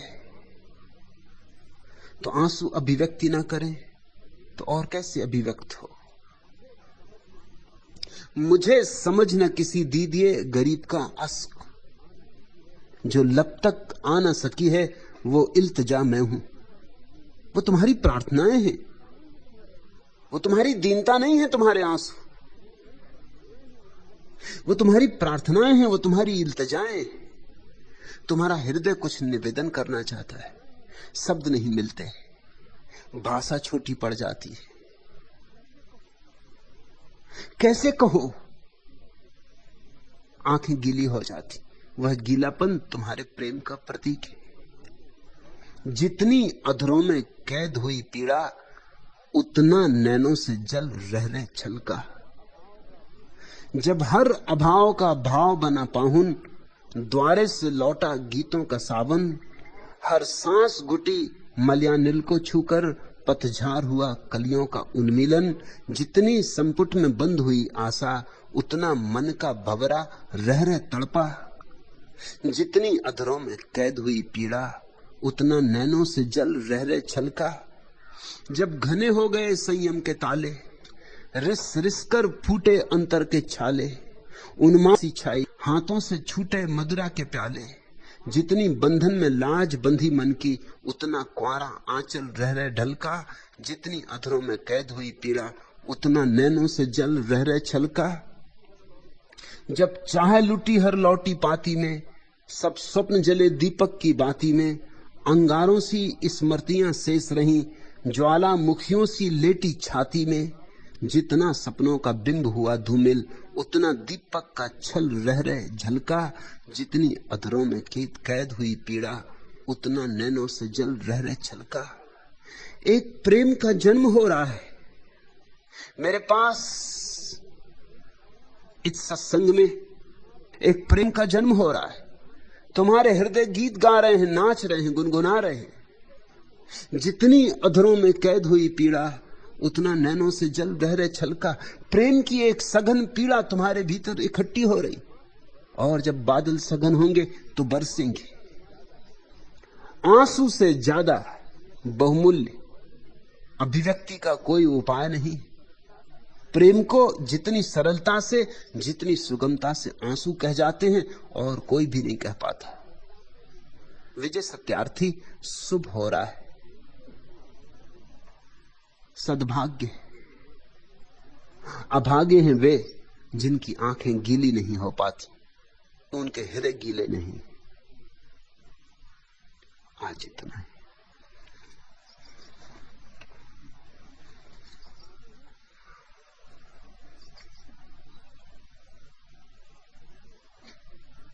अगर यह वीडियो आपको अच्छी लग रही हो तो वीडियो को लाइक और चैनल को सब्सक्राइब करें।